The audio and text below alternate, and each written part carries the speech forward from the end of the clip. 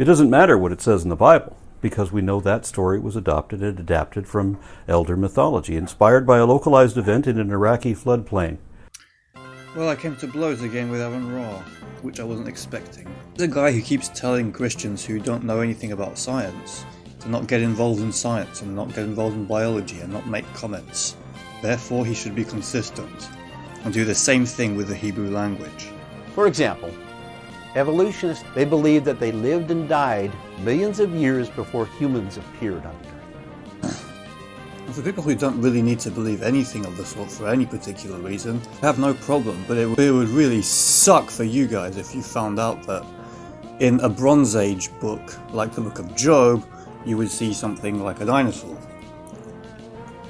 The Hebrew word tanin, which could be translated dragon, is found over 20 times in the King James Version of the Bible.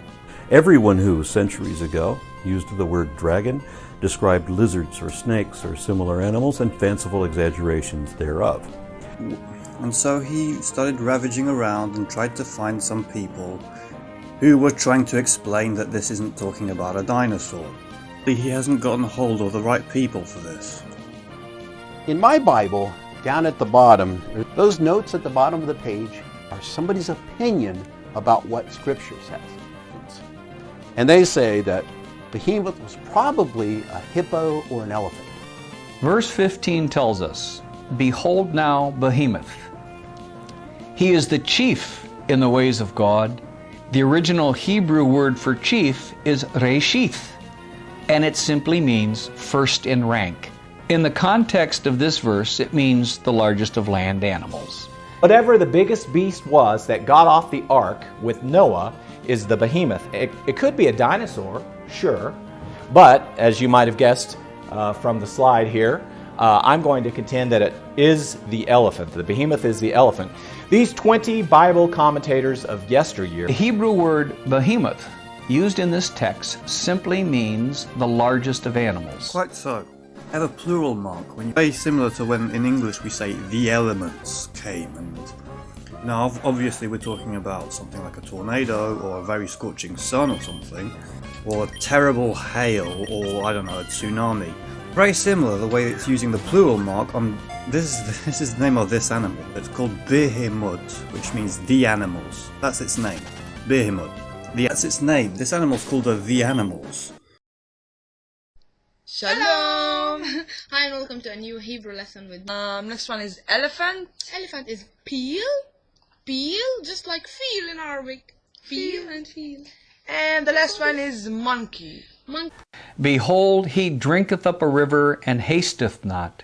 He trusteth that he can draw up Jordan into his mouth. The key words in this verse are draw up. In the original Hebrew text, this term is giach. It is an action verb, and it means to labor to bring forth. In its simplest form, it can mean to come forth. In the context of this verse, used with the phrase into his mouth, this is describing the animal picking up water and placing it in its mouth. It is clear to any person who has any knowledge of the Hebrew language that the water in this verse is not rising on its own. The animal is causing the water to move up to its mouth.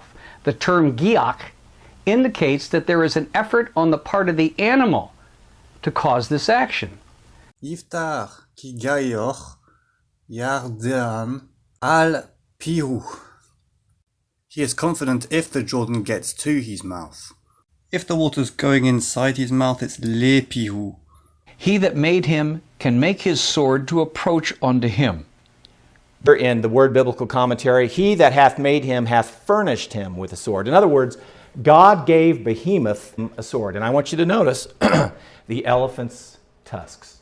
Ureshit derechei el haoso yagesh charbo. The one who makes him made his sword come near.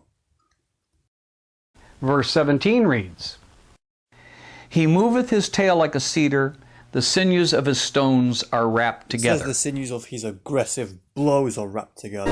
The original Hebrew word for moveth is kafetz. It is an action verb. This is what the verse actually says.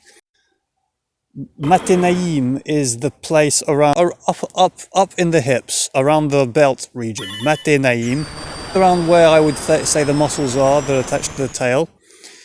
And it also says that its strength is in it's always translated navel. It's not, but it isn't a navel. Navel is shar, and that word is sharer.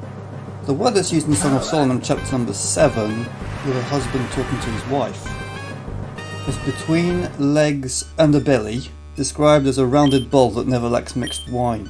The other muscles would be around that area on the pelvis, attached to the other side of the tail.